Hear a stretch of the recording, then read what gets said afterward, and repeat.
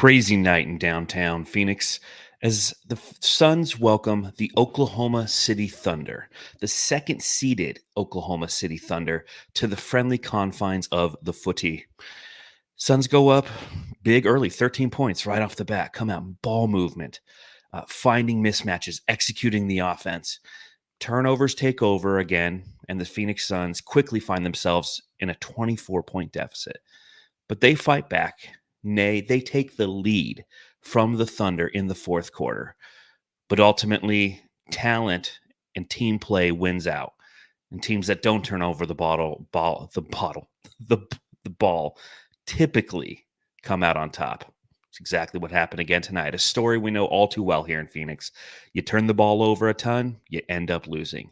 Phoenix Suns lose 118 to 110. Matthew, the Suns are now 2-4. Yeah, that's exactly where you want to be, right? 2-4. But great start tonight. I think it had to be basically like a miraculous play all night long. And you could see as soon as they had that lead and Eric Gordon, Drew Eubanks kind of came in there in the first, there was a little bit of confidence that was left with that first team unit that went on the bench. So in order to get back in the game, they had to make that push and then hope that the Thunder would miss shots, and that's what happened. But they just fell short, of course. All that energy spent and just didn't have enough in the end. It's a lot like what we've experienced with the Suns of late is they lose focus, allow the opposition to get a sizable lead, and to their credit, they fight back. But all that energy it takes to fight back causes deflation at the very end of the game. They lose their focus one more time, and the Suns again lose. So welcome, ladies and gentlemen, to the Suns Jam Session podcast. Whether you're watching along live or watching later or listen to the podcast, appreciate you taking a little time out of your life to hang out with the Jam Session and your fellow Jamsters. If you're watching, please hit that thumbs up button. Please subscribe. We're over 3,500 subscribers on YouTube now, which is pretty exciting. To think that 3,500 people have pressed subscribe. It's a tribute to you. Can't thank you enough for listening and spending time with us. And if you are on the podcast side of this, if you like the audio only because you don't want to see our ugly mugs, I don't blame you. Good for you. But make sure if you're on Apple Podcasts, you rate us 5 stars, you write a review, and we'll read it right here on the pod. It's the best way to let other people know where to hang out, to find out about the Phoenix Suns in some of the most unfiltered, realist comments you're going to find on the interwebs. Right here on the Suns Jam Session podcast. My name is John Voida. You can follow me at Darth Voida on Twitter. His name is Matthew Lissy. You can follow him at Matthew Lissy. You can follow the show at Suns Jam, and you can read our writing at brightsideofthesun.com. Let's get into this one, Matthew. Let's talk about another loss for the Suns. Let's crack them if we got them. It's nice when Matthew's on mute and he's at the games. You don't have to hear the shit on the side. You can just see him lip sync. Let's start it.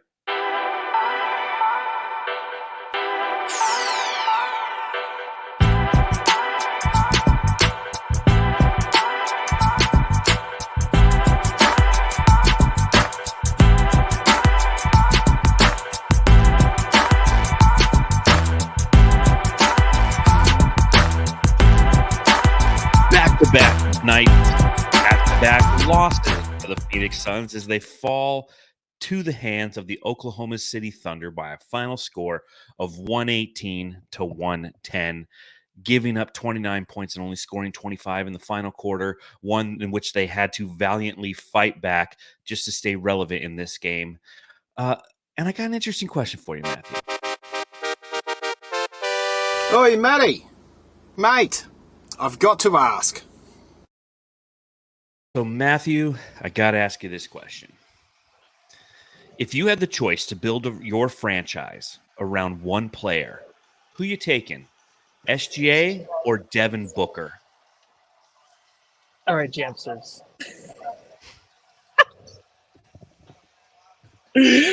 How can I answer that right now? You know, the first time I came to see the Thunder, I was joking with for somebody at the game. I'm so bad with names. I was joking at the game, and we were talking about SGA or Booker, but at that time, Booker was undoubtedly the choice between the two. Right now, you go SGA, right? SGA is probably going to be the MVP of the league this year, so you have to go with the MVP of the league.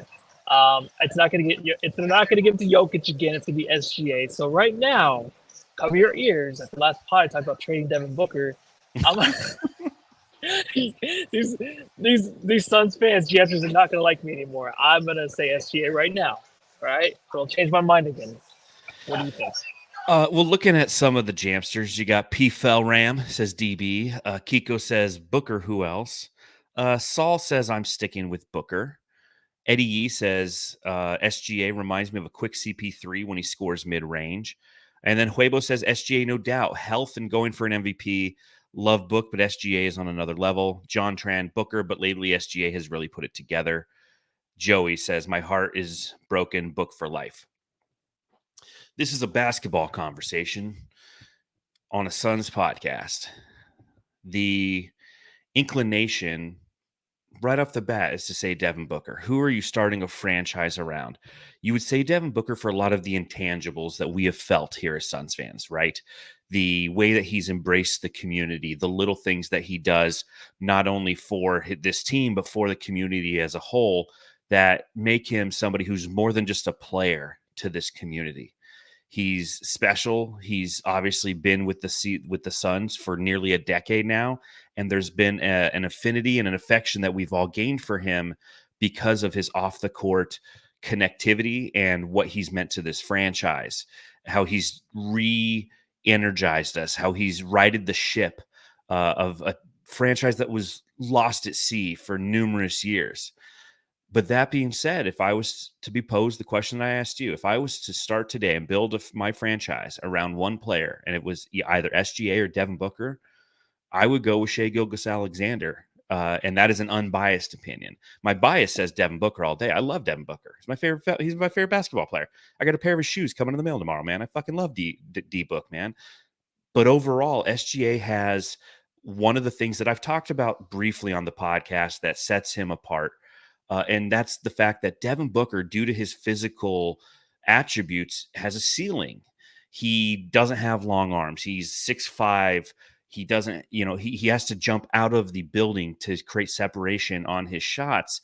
Whereas SGA is longer and has the ability to go around defenders and doesn't have to work as hard to create his shots. And he's also a much, much better defender. He's leading the NBA in steals this year. And there was some debate on Twitter prior to the game about this exact situation. And some of the arguments pro Book and anti SGA were, well, look what SGA's done in the playoffs. He hasn't made it out of the first round. And I say to that a couple of things. One, Booker couldn't make the playoffs until CP3 came into town. And to sit there and say that SGA is somebody who has these amazing stats but hasn't had any success in the postseason is hypocritical if you're going to say Devin Booker's name, because essentially you're calling SGA a looter and a riot, just like Devin Booker once was labeled. Devin Booker hasn't had great players around him. Neither is SGA. He's been on a team that has a gazillion draft picks upcoming because they've been trading and playing the lottery, and he's been the shining light that they can build around, just like Devin Booker was. So he might be a year or two younger than Devin Booker, but he hasn't had those opportunities yet. Talk to me at the end of this postseason run, and we'll see where SGA is. But that's who I go with. I go with SGA. Yeah, I mean, he's the guy I predicted to be the MVP this season. So everyone remember that. I'm going to keep bringing up every fucking pod because I love SGA. And the thing is, he doesn't really have the talent around him yet, but this team goes after it defensively, but it's led by him. Goes after it offensively. Obviously, he's so versatile to that offense. He can do whatever is needed to end a game like tonight where the Suns come back, take a 4 or 5 point lead, and then he just push it back, take his time in the paint. Once he gets in there, it's over. He can control a game like that. Booker does the same thing. But this season for the Thunder, no one could have guessed this except for me, them being at the top of the West and going into the playoffs as number 1 and number 2 seed. That's all led by SGA. And Chet, yes, he's been committed to this team. They've been building around him as well. That's like the 1-2 punch right there. But they have other guys on the team that no one really knows still, right? So this team is not really on the radar, and they only are because of SGA. So SGA definitely more athletic, a guy that you can build around. Booker, you can, but Booker needs the Beal. Booker needs the Kevin Durant to step up in order for this team to have a chance in the playoffs. I just see SGA as a guy that, you can't doubt in the playoffs that can lead a team that's full of not no-namers, but this team's getting there to where they're more recognized. I feel like they're more respected than like a Kings team that actually has names on it. And that's only because they have SGA, and that's just how fucking good he is. No, I completely agree. And again, we don't know yet what the postseason holds for him or what his postseason career truly holds for him, because the only time he's ever made it, he's got a play-in appearance, and he played with CP3 all those years ago when CP3 was on the Thunder and they played the Rockets in a good series. So he's somebody who definitely has the talent.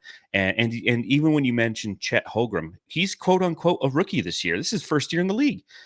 He was in the league last year, but he was out the entire time with an injury. And then you look at Jalen Williams, who's a local kid from here in Phoenix, and he has a great secondary scoring option for that team.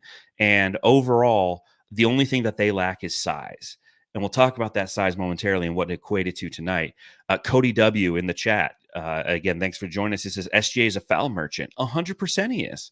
And he knows how to manipulate his body, the defenders, and the officials in his favor.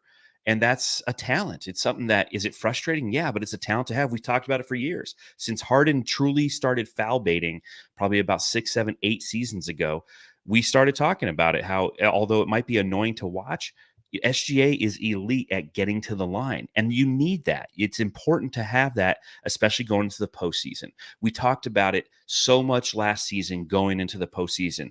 Despite the fact the team had dismantled their organic chemistry, they also were a team that were in the bottom third of getting to the line in free throw attempts, and how unbelievably important that is come playoff time, because points come at a premium and possessions have added pressure and weight to them every time. And if you have somebody who can slow the game down enough and manipulate the officials in their body and the defenders into getting to the line, that is a plus. You go back and you look at some of the great teams that we've seen even recently. They know how to get to the line. They know how to take advantage of that and impose their will and put pressure on the opposition because of foul trouble. You start doing that, people start racking up fouls. So what happened tonight? SGA got hit with his fourth, had to go out for the game. The Suns put a 36-6 run on this team to get back in it. But then SGA comes back with 8:27 left in the fourth quarter, goes 5 of 7 from the field, scores 11 points, has 2 rebounds, has an assist, and ends his night with a total of 35 points on 15 of 27 shooting, 9 assists, 8 rebounds, 3 steals, 2 blocks. It was an all-around great effort by SGA tonight, and that was kind of the difference maker when everything was said and done.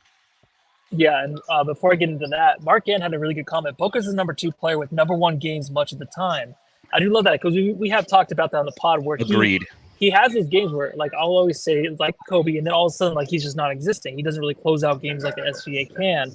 And he says SGA is a flat-out number 1 player. He definitely is. And I hate we keep praising him, but he's just a great player. But the way that I feel like, SGA was – the double teams are coming in the third, and the Suns went on that run.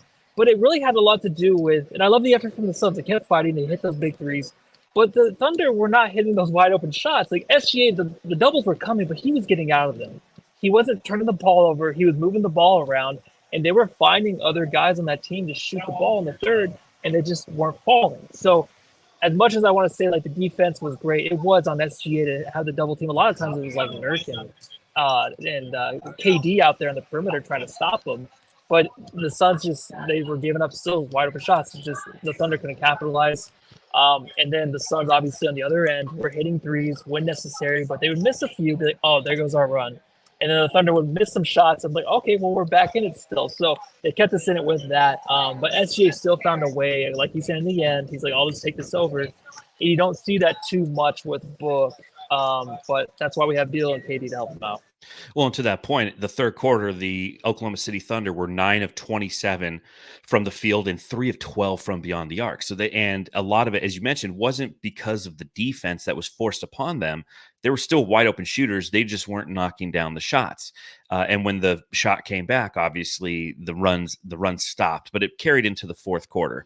But obviously one of the biggest stories of the night, Yusuf Nurkic sets the single game record for the Phoenix Suns in total rebounds. Nurk. Delicious definition make them boys go crazy. Oh. against the Oklahoma City Thunder, you know that their biggest weakness is their interior. Chet Holmgren is not a physical big. He's slight. He definitely has some defensive capabilities with his reach and his block ability, if you will. But rebounding has always been something that they face and are challenged with night in and night out. And if you're going to go against a team that, when it comes to total rebounds, is 26th in the league, you know you're going to have some opportunities to be effective on the glass. Well, Yusuf Nurkic put up one hell of a stat line tonight. 7 of 16 from the field for 14 points. Matthew, he had 31 rebounds, 18 defensive, 13 offensive. Unbelievable performance by Yusuf Nurkic. He had like 12 rebounds in the first 5 minutes of the game, man. It was incredible. When he left, though, you can just feel it. And that's how crazy it is with him being, I mean, the Suns are basically 0-5 now without him on the floor. Him not ending last game against the Rockets. They failed to come back and win that game. When Nurkic is out, man, like you feel it on the defensive end, offensive end, like the way he holds things together, and he's the connector we always say. It's just more critical than anything. Of course, we're missing Book tonight, but we really feel it when Nurk is out. And I always remember like the press conferences they would have after a loss when Nurk was out. Book would always talk about, yeah, Nurk's a big part of it. And it's like, yeah, I guess he is. It's like, oh, yeah, he actually is. And you listen to Bill Simmons, and I don't care. I'm going to talk about it always, where Bill Simmons doesn't even think he's a real center in the NBA. Like, that's how critical he is to this team. So tonight, 31 rebounds. God bless him, dude. He goes all out, man. He is all on the floor. He's like, I think he broke his leg a couple times tonight. Like, he's on the floor, and I'm Wednesday, like, oh, please get up. But the impact he has in this game is just, it's endless. And I think that him facilitating the ball around, finding the wide open shooters, manning up Chet when he has him underneath the rim, and using that big booty of his to get up underneath his waist, like, it's great, man. Like, he can actually, basically, he can change the game in an instant, but also just control the game in the paint, just like that. And you noticed the rest of the game, every time he was down there, I just feel like the Thunder were already running down the other side of the court, not wanting to mess with Nurk. Like, anytime it was a shot, the second chance opportunities were limited at times, and that was usually when Nurk was on the floor. And the Thunder were like, I'm not messing with that big booty. Like, I'm going down the other side of the court. I'm not messing with that. So good for Nurk, dude. He was probably farting down there. Who knows? Yeah, he had some Chipotle before the game and had some pretty bad gas. He got a burrito bowl, and he just loaded it up with both black beans and refried beans, and just said, I'm going to be down there rebounding and farting. So if you want to be around that, Chet, Abraham Lincoln looking motherfucker, you're going to have to smell my farts. Just be ready for that. And I can't wait until tomorrow when I'm driving to work and I'm listening to the Bill Simmons podcast, and he'll gloss over the fact that Nurkic had 31 rebounds tonight and just be like, yeah, he's not a real center. I still don't trust him, right? Like, that's his go. I just don't trust him. He'll say, oh, Drummond just had 22 the other night or something like that. He'll say, oh, Drummond got 22. So, yeah, it's expected. That's what he'll say. Yeah, he's like, oh, yeah, that's what he's supposed to do is grab 32. But let me tell you about Jason Tatum. Let me tell you about Porzingis. He's not injury prone at all, even though he didn't play today. And they smashed the fucking Warriors. So I guess he's going to be right again, but not right about Nurk. But again, an amazing performance expected against a team that their rebounding is their Achilles heel. It's the one thing that's going to prevent them from going out and potentially winning a title this year is they don't have the effective rebound. And we know what that's like, don't we, Suns fans, to not have rebounding, because there's numerous situations. In fact, I go back to just last night against the Houston Rockets, where the Suns couldn't box out, couldn't rebound. It cost us Devin Booker. I'm pissed. I'm still pissed off about that. On the play in which Devin Booker was guarding Fred VanVleet and was moving backwards and stepped on the ankle of Royce O'Neal, it was a result of a rebound that the Suns couldn't corral. And it was a secondary possession for the Rockets, and then they get a chance to do it, and then Booker gets hurt. Now, Booker was not in the arena tonight. He does have a sprained ankle. We should know more by Tuesday, per Frank Vogel, so we'll see what he says there, but he was at home watching this game most likely, and that's obviously not a good sign. There's going to be quite some time in which Devin Booker will be out, and that means that other people are going to have to step up. And the one thing that the Suns do have going for themselves, is they do have somebody who could slip right into that role. And she said, you're not the only one, but you're the best, Bradley. Bradley Beal tonight, 34 total minutes played. So whenever Frank Vogel tells you something, oh, he's on a minutes restriction. Oh, he's day to day. Just never trust a word he says. If he says day to day, it means 2 weeks. If he says he's on a minute restriction for 20 minutes, it means he'll play 34 minutes. 31 points for Beal tonight on 10 of 14 shooting, including 3 of 5 from beyond the arc. He also added 6 assists and 4 rebounds. Did have 7 turnovers as a part of the Suns' 21 turnovers, which we'll definitely be talking about here. But if Booker's going to be out, the silver prize, if you will, is the fact that we do have Beal coming back from his injury, and he does have the ability to score and get hot like we saw tonight. Yeah, his ability to really move the ball in the first quarter. You saw it a lot with him and KD. Like, they continued to move the ball, and that's the way they got to the big lead. But it kind of just towards the end of the game, it was just him versus Shea in a way, exchanging blows. But Shea's gonna kind of outdo him there. But Beal coming back second game. I mean, his point total, obviously 31 points tonight. It's incredible to see that. In a losing effort, but him just showing that he has that explosiveness to get the Suns back into the game like he did. That's enough for me to see, because going into this game, I think we all thought it was going to be a blowout, right? And it basically was. But Beal having that offensive firepower, that goofiness he had after making a shot, showing up the defender. I mean, you saw it time after time again. Time if I even say, time. Did I say that right? I don't know. Time and again. Time and again. Back and forth with Shea, but Shea outplayed him. But also, the thing is, Beal and KD, there are just stretches where they just have a hard time passing the ball to each other. And obviously you see the fact that the OKC Thunder around the perimeter defensively, they're going to just leap towards those balls that are just a little out of the reach of the Suns players. They're going to kind of just get in there and grab them from them. They're just more athletic, more fast than the Suns. And with KD being as slow as he is, it doesn't really help with that. But Beal, like you said, with the turnovers, contributed to that. But what sucks is now you got to try to have him be the leader with Booker being out, and we'll see if he can. Tonight was a good step towards that. It wasn't the best all around, but this was a good first step for him, I feel like. Yeah, and we don't need him to be the leader. We need him to be a leader, because you obviously have Kevin Durant out there as well. And I really like what John Tran says in the chat. He says he had some good shiftiness tonight. Need that. Don't need the turnovers. Yeah, I mean, I annotated that in my notes as well, to where his off-ball movement was great to see. One of the issues that we had with Bradley Beal, especially as a member of the Big Three in the first games in which he was playing with the Big Three and he was learning where his spots were going to be, is Bradley Beal's off-ball movement was kind of non-existent, and he would just hang out either in the corner or at the 3-quarter mark of the 3-point line and just stand and watch and not cut or do anything, even if the end result isn't that he's going to get the ball. What it does is it creates movement. Movement's a good thing in the NBA because it puts pressure on the defense. And if you put pressure on the defense, you're forcing them into thinking. If your defender just has to simply stand in front of, we all know what that's like, right? When you go and you play the pickup game at the Y, and you got the one guy who you're guarding and he's winded and he just wants to stand behind the 3-point line, you're like, thank you, because you get to stand as well. You don't have to worry about him, and you can bleed into the paint and maybe, put your hand in there and try to knock the ball out. And you do, but you also jam your thumb and you start to yell some expletives, and you probably had some Chipotle beforehand, and you had a burrito bowl, and it was both black beans and the refried beans, and you start tooting.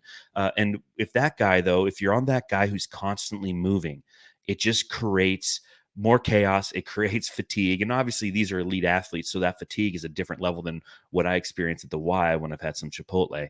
But at the same time, that's what Bradley Beal was doing tonight, is he was running off ball. He was cutting, and his cutting aspect of the offense is so key moving forward. And it freed up himself, and it freed up some 3-point shooters like Royce O'Neal, who got the start tonight and hit some shots that I thought were big, especially in that comeback for the Suns. So moving forward with Bradley Beal, we'll continue to, see how he does become a leader on this team versus the leader, and what he can do to try to get the Suns some wins in a very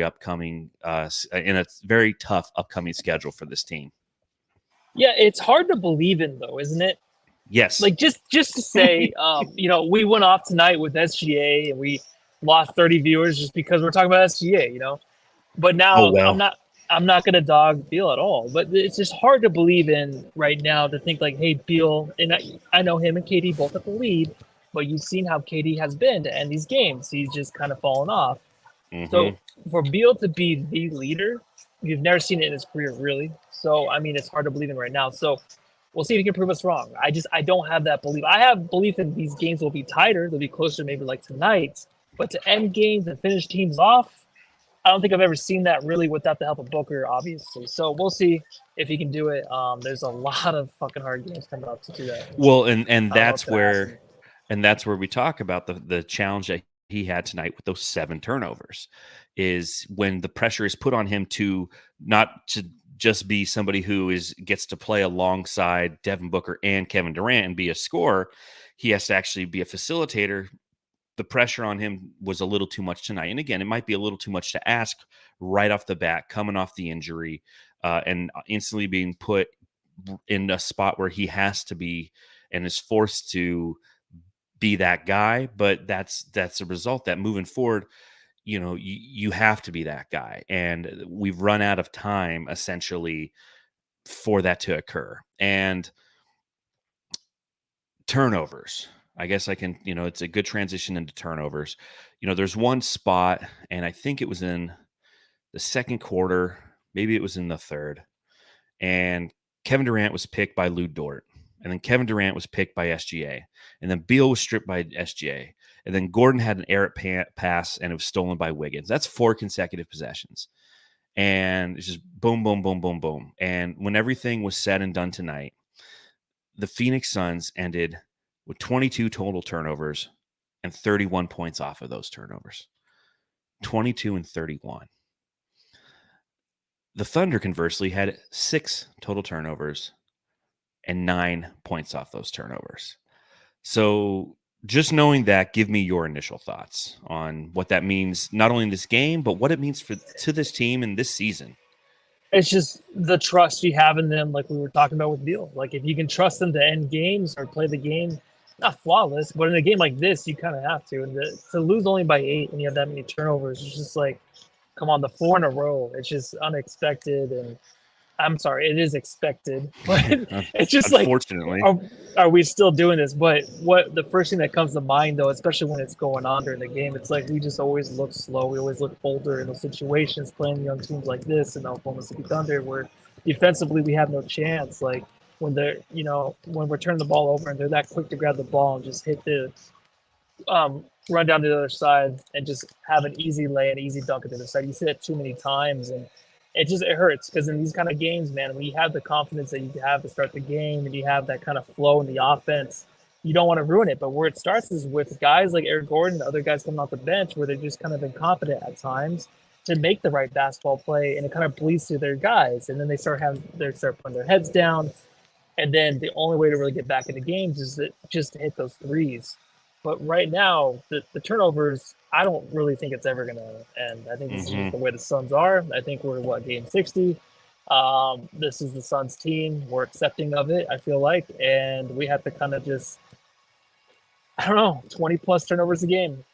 We're going to have to see it every game. So, well, you said probably the key word in there. We just have to accept it. 22 turnovers tonight. That is their second most this season. They had 23 against Detroit, and they had 22 against Orlando earlier in the season. That Orlando game was a game we lost by 15 points, and we actually beat the crud out of the Detroit Pistons because it's the Detroit Pistons and they can't shoot. But you said the key word there, acceptance, right? You take a look at this team. They averaged, before tonight, 14.9 turnovers a game. That's 25th in the NBA. Last season, they averaged 13.5 turnovers. That was 11th. And 2 seasons ago, the year after the finals, when we won 64 games, they averaged 12.9, which was 7th. So I'll ask you this. Is that the CP3 effect? Is that the product of bad coaching? Is that the product of mercenary roster construction? Why do you think that this team has gotten so bad year over year with their turnovers? this season, I think a lot of it has to do with trust. And the only reason I say that is every time they ask Kevin Durant in a post-game interview about Grayson Allen, Eric Gordon, or even Bol Bol, it's always like I didn't know they had this in their game, right? So I think it's beginning to feel each other. I'm not saying like they don't trust each other, but they kind of have to earn that trust. And to start the game out like they did in the first quarter, where you saw that there was trust and they just allowed each other to really move the ball and cut, make the extra pass to the corner for the three, like stuff like that. When that was happening, you could see the trust, right? They start to gain it this season, and then all of a sudden there's injuries. And when you're missing guys and other guys have to step up, like even tonight when you see Saban Lee getting big minutes, you're like, oh, this is probably not good when he's getting big minutes. Then you have to trust him, and then he has to work his way into it, and he has to gain confidence. So there's a lot of ins and outs. It's just never consistent this season. So that's where my mind really goes. So I go a couple different ways on this. One, I think it is the CP3 effect. You know, we've talked about it all season, quote unquote, the Suns don't need a point guard, right? Well, this kind of shows you that you do, just because at certain moments, I mean, Bradley Beal's a shooting guard, and that's why he turns the ball over 7 times. Devin Booker is a shooting guard, and that's why he turns the ball over a lot. Kevin Durant isn't meant to facilitate as much as he does. That's why he turns the ball over a lot. So I think it's a combination of the CP3 effect and the product of a mercenary roster construction, where because you've gone out and you've just hired these guys with massive salaries, it goes back to the conversation we had on Father's Day, and that's the day that we acquired Bradley Beal. It's like, well, why did we get Beal, man? We already have Booker. Like, why are we getting 2 of the same guy? Why are we getting 2 shooting guards? Oh, they'll figure it out. You know, they're good. They can both play make. And we've looked at the advanced statistics and we've talked about it. But we would need some semblance of a point guard, somebody who can initiate offense. And I'm starting to kind of fall and accept that that's probably what this issue is, because the turnover thing it's something that I talked about earlier in the season, where it's like, is it unfortunate? Yeah. Is it a learning curve? Probably. Is it correctable? Absolutely. But none of those things have occurred. And it's because it's just not meant to be, in my opinion. And so tonight was the first night that I think I've achieved personal acceptance with this team, that this team isn't it, that this team's not going to work, that this team has its flaws, that this team is not on the same level as numerous teams in the NBA. And because I accepted that, I was just happier watching the game. You know, they were down 24 points, and I was like, you know what? I'm just going to enjoy watching basketball. I'm not going to sit here and get all frustrated and emotionally bent out of shape because we're getting slapped in the face by a team that's clearly better than us. Is Booker out? Yeah, but we still got Kevin Durant, Bradley Beal out there, and Nurkic is setting franchise records of single season game rebounds, and we're just getting punched in the face. It's because this isn't it. It's not it this season. Whatever the design was, it was incorrect. It's, you know, it's like putting together a crystal radio set, and you're sitting there and you're trying to connect the electrodes and whatnot, and it just doesn't work. You're not picking up an FM radio station or AM radio station. You just get a low and you're like, okay, I tried. I just didn't put it together correctly. I'll try again. Accept, and you'll be happier. Yeah, I'm kind of with you. I think the only thing is, of course, we can go back to injuries, but this team did look so good when they were healthy and they had the big 3. I know the point guard situation is huge, but it would come into play when one of these guys are missing. I think with Book, KD, and Beal on the floor, when they have 4 or 5 games beneath them, they move the ball well, where there's not really, the turnovers are still there, but they're limited once they start to kind of, you know, gain some kind of cohesion and they just can play ball together. Once that happens, then it looks really good, and we've seen that this season. We saw it this game. But like, I know, and like before pods ago, we were just like, well, that's the way the Suns team is, though. We're an injury team. We're a team that's going to be injured going into the playoffs, and we have to accept that. We have to accept the fact that we have to find somehow to win these games. And sitting up here watching the game, writing the recap, you can just tell that the Suns don't have it in them to finish games like this. And once SGA gets going and the turnovers continue, you're just like, yeah, this is the way Suns are going to end games now, because they don't have that point guard. Mm-hmm. But if they were healthy, that's fine. But that's their thing. If they were healthy, and we can't rely on that because it's not going to fucking happen this season. So I'm more accepting too. It does suck because you think about the future, and I start thinking about Booker and how long he has to be like a prime player. So it just seems and all like the assets we don't have. Exactly. So that's why I feel like we all hold on to that hope to where they can turn things around and squeak out a championship somehow, miraculously. But that doesn't happen unless we all manifest it together and join hands here at Footprint Center. Maybe it'll happen, but Gotta make that's that all. happen. Yeah, get rid of the bad juju in here. And Nicholas Blackiston in the chat, again, thanks for joining, says Suns are still 9 games over 500. West is competitive, and they've had moments they've looked great. We haven't seen the big four plus Allen plus Royce together. And I agree with that. I mean, this isn't a horrible situation. The season's not over, but I think that I've accepted the fact that all those variables that Nicholas is talking about right there, it's like this perfect scenario, and it'll never happen. That's the challenge. This team can't stay healthy. It's full of injury prone players. We knew that when everything happened. And they do look great. They've looked great. They're an unbelievable offensive team. We can see them be a great defensive team. But what they do is it's not sustainable. It's not sustainable game to game. It's not sustainable quarter to quarter. It's not sustainable minute to minute. I mean, you go back and you look at that third quarter when they put that big run on OKC. Guess what happened? They stopped turning the fucking ball over. They started moving the ball around the court and people were finding each other. And yeah, OKC was missing shots, but the Suns were making them pay because they weren't going into isolation heavy offense and they were taking care of the ball. What killed them in the fourth quarter? Well, they started to turn that ball over again, right? Fourth quarter alone, the Suns had 6 turnovers and led to 9 points. How much did they lose by, Matthew? 10 or 8. They lost by 8 points. They gave up 9 points to turnovers in the fourth quarter.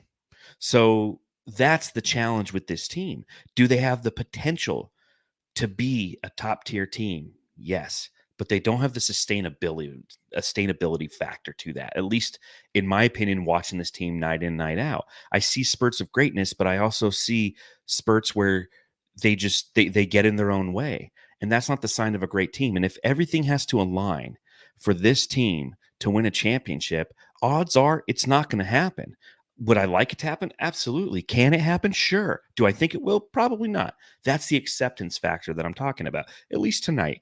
I know that on Tuesday when we played Denver, it's getting easier. We played Denver, then we played Toronto, then we played Boston. It's just going through the next 5 games for the Suns. Denver, at Denver, mind you, at home versus Toronto, at home versus Boston, going to Cleveland, and then going to Boston. That's your next 5, Jamsters. You got Charlotte after that. And then you got Milwaukee and Philly and Atlanta. You got 2 in San Antonio. And then you got 1 at Denver, 1 at Oklahoma City, 1 at New Orleans, Cleveland, Minnesota, New Orleans, 2 against the Clippers. Then you got Sacramento, Minnesota to close out the year. I mean, it's just this ain't the year. God, I wish it was. Yeah. And the Suns, they remind me, I mean, I'm just going to go off of this game. And I think this is the best effort they really have as a team without Booker. And, they're going to probably come up short in these games against the best of the West. But they remind me of like those NFL teams, the sucky ones. Let's just say the Phoenix Cardinals or the Phoenix Cardinals, the Arizona Cardinals. 1994 again. Yeah, back in the day. The Arizona Cardinals, let's just say like they're that sucky team in the NFL that always gets a touchdown the first drive, right? Everything works out right. Looks good, 7-0. Then they get the ball back again, and they're going to go down and score, but they kick a field goal, and it's 10-0. And then they end up losing like 35-10. Like today, when the Suns started out, they're up 17-7 in the first quarter, and you just saw, I'm going to keep going back to this, Eric Gordon, where he comes in, and he's hesitant on one play where he passes it up to Nurk for a 3. When he has a wide-open mid-range shot, he can just hit off the glass. He looks hesitant as hell. That killed them, man. Like, they just cannot have that. They have to have guys that come in here and know what they need to be doing and not look like they're just scared to even dribble the ball to the lane. I know Eric Gordon in the second quarter looked a lot better, getting to the rim and hit some big threes tonight, but those are the plays that lead to the Thunder and them coming back into the game, because Suns can lose confidence that fast in themselves when they start to doubt themselves like that early in the game. So that's the scary thing about this team right now. No, I completely agree. And it just goes back to the same point that they're consistently inconsistent in multiple aspects of the game. And if you're going to go and win a championship, I guess there is still time to figure it out, right? There's 22 games left, 21, 22, right? This was game 60. Yeah. So 22 games left. So, I mean, there is still time to you throw up 2-2 and it gives you, you throw up the peace sign and it gives balloons. Matthew's doing this on his iPhone, and obviously when you do it on your iPhone and you throw up 2s and see, I'm doing it, I'm not on an iPhone. Anyways, So there is quote unquote time to figure it out. So there's still some hope. I guess what I'm saying is I'm not without hope for this team, but I've accepted, at least personally, and again, this is a personal choice. Although I'm the managing editor of Bright Side of the Sun, so it's going to leak into my thought process when I'm writing articles for that website, and I'm just going to go in there and I've already felt the shift post All-Star break. I felt the shift. I felt the excitement, and I go, if the Suns can come out and continue what they were doing before the break, there's really a chance that this team can meld together and become something that is going to win a couple series in the postseason. They're 2-4 since then, and this is the easy part of the schedule. I just went through it. This was the easy part. We played Houston 3 out of 4 games. Okay, we had Houston 3 out of 4 games. We had Dallas, we had the Lakers, and we had OKC tonight. We went 2-4 in those. Okay, Jamsters, you hear what I'm saying? We went 2-4 in those. So yeah, we're 9 games over 500 right now. Who knows what the future holds? Is there still hope? Yeah, you have good players on this team. I feel like they've tried to make it work. But unfortunately, I just think that maybe that point guard position is something a little bit more than we need. You don't need the traditional point guard. We don't need the CP3, but you need the effective point guard. You need somebody who in the final minutes, you can put the ball in their hands, they're going to make the right decision. Devin Booker's done his best impression of one this season, man. He's done a great job. He really has. He's averaging a career high 6.8 assists.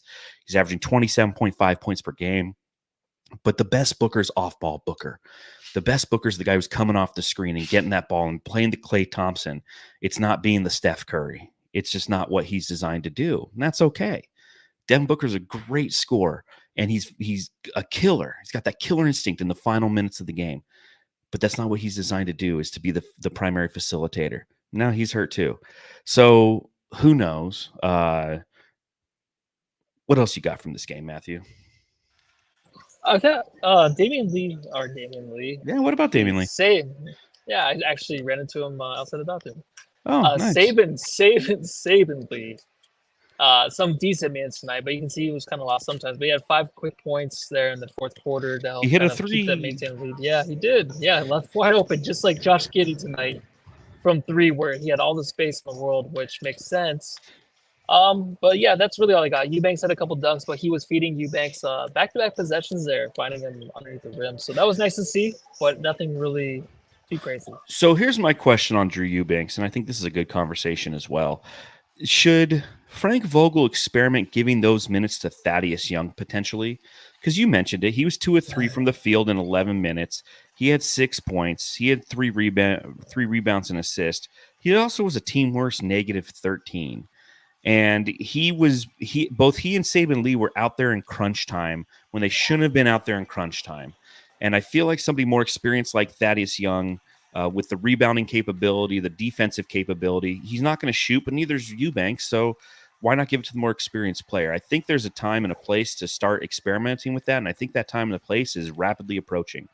Oh, man, it just reminds me of last year where we get these buyout guys and we're now just like hoping to God that they can do something. And I'm like, where is Thaddeus and how come he hasn't really played? But then also it's like, well, does he take time to get into the lineup? But why would he not be playing if you're throwing Roddy Piper out there tonight to play, some big minutes tonight? It was Saban Lee. So you'd think he would experiment with him along the lines of using those guys as well. But that wasn't a thing. And I don't even know what's going to go on with the backup center position, because for me, even with Nurk playing tonight, I thought maybe he was going to miss some time. I thought we would see a lot more Bol behind Eubanks, but then also I thought maybe Bol could have came in and played Eubanks, and then Bol did come in. I'm like, I don't want Bol in the lineup. I don't even know. Everything's just fucking fun. You were looking forward to the Bol versus Chet Holmgren matchup. I really was. Bol played seven minutes, and you're right. We got some Roddy minutes.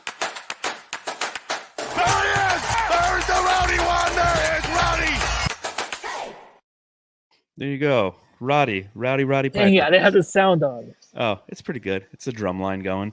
I think that's the first time I've played that on the pod, right? Yeah, it is, because I didn't even know you had a drop. Oh, yeah. No, I created that quite some time ago. He just never fucking plays. But he played tonight. He had 7 minutes. He was 0-1 from the field. -5 in the plus-minus. But, yeah, David Roddy got some minutes out there. I mean, that's where the Suns are at right now. Let's talk about what's going on in Oklahoma City tonight. The Suns Jam Session Subreddit Stakeout.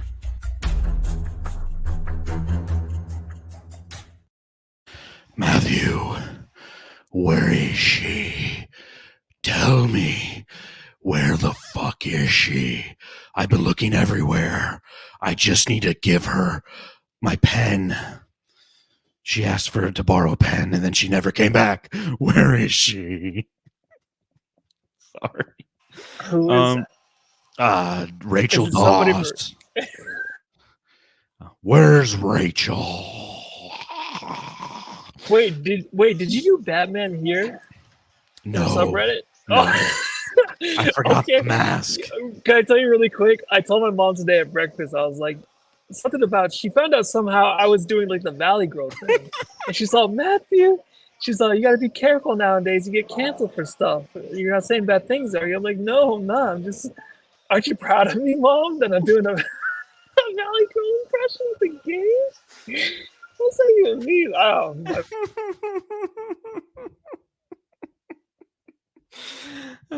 You gonna get canceled, Matthew. Oh God. Well, I was hanging out in Oklahoma City tonight, and I'll say this: not a lot of negative trash talk. There was a lot of trash talk, and it was primarily about Josh Giddey. Giddey dribbled the ball up the court, and Nurkic turned his back on him and walked away. Fuck off, Giddey. Giddey getting the Ben Simmons treatment. Come on, Giddey. That's not the shot. Bro, Giddey. Here we go again. It appears the great Giddey Civil War 2024 is over, and we've all agreed now. They hate Josh Giddey. They hate him. I would too. You know what? Watching him, I'm like, I was not scared of anything he was doing on the court. Offensively or defensively. He's a traffic cone on defense. But they love their SGA. KD wishes he was SGA. That one's funny. I'll change that. Save that one for last. No, I'll say it right now. I gotta tell my mom that I'm about to say what I'm about to say. Don't tell your mom I said this. KD jerks off to SGA highlights when he goes to bed. Phoenix have absolutely no answer for our swarming defense. Once the ball is out of KD's hands, no one else knows what the fuck to do with it, and it's hilarious. Ha ha ha. KD is playing like dog water. That's so embarrassing, you punk ass bitch. Sun's sound effect corny as hell. Can I get paid $200,000 to dick around on the court like these refs? It's a pretty good one right there. And I like this one. This one they said when they were losing. And then I think it just at the end. Fuck basketball. The Suns Jam Session Subreddit Stakeout.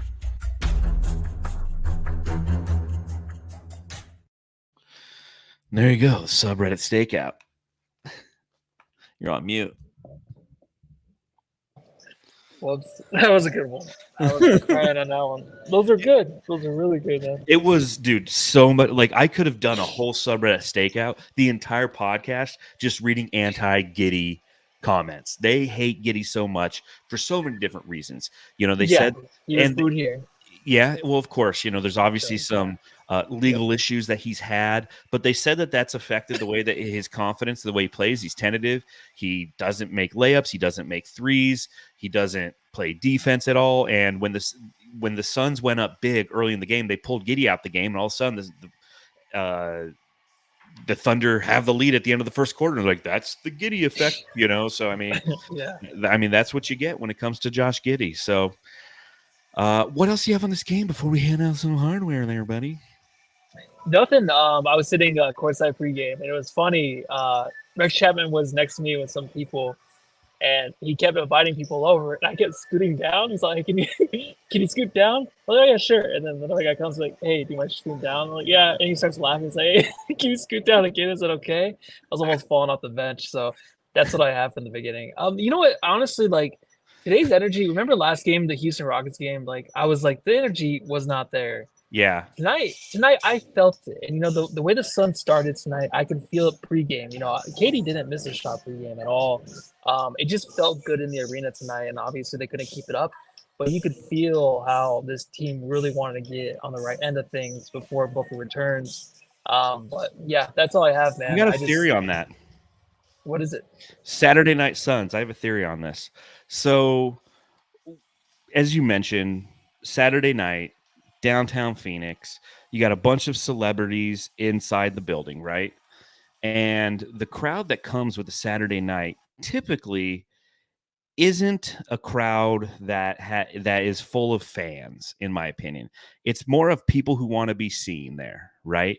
The tickets typically are a little bit more expensive, and so you get a certain, people who enjoy the sport but don't know the team, and they don't know, they're the fair weather fan. Whereas a Sunday night, and there's a reason entering tonight, the Suns were 9-3 on Sundays. It's their best record, I think, in any day of the week. Yeah, their most wins are on Sundays. Their least amount of wins are on Saturdays. They're 2-3 on Saturdays this year.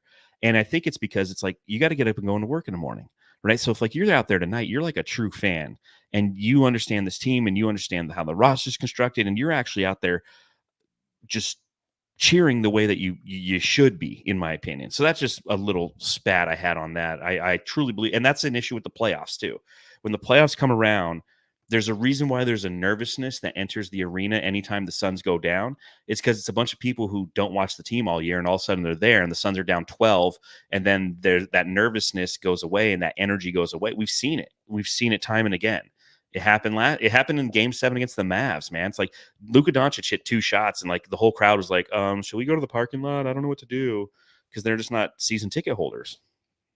Yeah, exactly. And the whole fan thing's a really weird situation because tonight they were I don't know if you heard, in the first quarter, or was the second quarter, the fans were letting the Suns have it when they went up 18 points. Like this, it reminds me of, and they're not as intense, but it's like the New York Knicks crowd, like the way that they can just are Philadelphia Eagle fans, like we now boo the Suns when we're down because we expect better, right? Every night. And then now it's like when they go on a run, it's just so loud and you can just feel it, the emotions. It's a real thing with this crowd. So it's definitely turned around to where the expectations are so high to where everything just kind of goes back and forth between the emotions of the fans and the players. So it's a thing that has to adjust. And even Grayson Allen talked about it in a post-game press conference once where he kind of wants more support from the fans, not boo us, not to boo them. But that's just the way the crowd is now. So I guess they just have to deal with it. Fair, very fair. And when the crowd is full of Rex Chapman and he keeps having you move up, was it Rex Chapman who was asking you to move every time? Yeah. He didn't remember you from Brightside Night? No. I think he would recognize you. I think I was a creepy guy in the back taking pictures, so I don't think he really knows me so much. Do you know who the third person was to sit down next to him that made you move? No. It doesn't matter! Doesn't matter who it was. It doesn't matter. That's not even a highlight at all of the game. Jam star of the game. It wasn't even a highlight. It was just. Who are you giving Jam Star to? Oh, dude, Nurk. Yeah. Sure. If I could every night, I would. But tonight, especially. Yeah, big. I already typed it in for you. Big Nurk Daddy, man. 31 fucking rebounds. Big Nurk Daddy. 31 rebounds. 31 rebounds. That's insane. Dude, my Lanta. What's crazy is there's been 2 really good single performances this whole year. Every time there's a great performance, like Booker went for 62, loss. Bol Bogles for 25 and 14, loss. 31 rebounds by Yusuf Nurkic, loss. You know what? Anthony Davis was talking about LeBron. Whenever he breaks a record, they lose. So it's like, I guess we just got to knock that off too on our end. Yeah, I guess it's just kind of par for the course, if you will. All right. Next up, the Phoenix Suns. They're 42-19. The Denver Nuggets in Denver. It is only the second time we've played them this season. Yeah, the other time that we played them, we lost 119 to 111 back on Friday, December 1st, here in Phoenix. The next two games we have against Denver, both are in Denver, one on the 5th and one on the 27th. Thoughts on this game, Matthew? It's tough because we talked about Shea being the MVP, but it's really Jokic. The guy, it's too easy for him out there. I can't remember, but the last time these two, Nurk and Jokic went head to head, didn't Nurk he held him pretty solid, right? Yeah. It wasn't the best He had night a by really good Jokic. game. It was kind of one of those games where Jokic was getting called by fouls early, called with fouls early in the game, so it kind of took him out of it. So hopefully, if we get the same thing, we have a chance. But right now, I mean, we just have to hold tight and pray to Jesus that this one works out and we can maybe pull one off. Yeah, this is a team that doesn't shoot a ton of threes. They're 27th in the league in 3-point attempts, 14th in the league in 3-point percentage. They don't go to the line a bunch either, which is kind of surprising with Jokic. They attempt the 28th least amount of free throws. But where they get you is with their assists. Obviously, with Jokic out there, they don't turn the ball over. They're 6th in the league in turnovers. And from an opposition standpoint, they 7th in the league relative to total points allowed per game. They have the 9th best defensive rating and the 7th best offensive rating and the 7th best net rating. So this is a very, very good basketball team that the Suns are going to be going to Denver and playing up in Mile High on Tuesday. So one game up there, and then they're back for Toronto and and Boston. And Boston just fucking killed the Warriors today, man. Killed them. Did you see the final score of that one? It was like 140 to 88.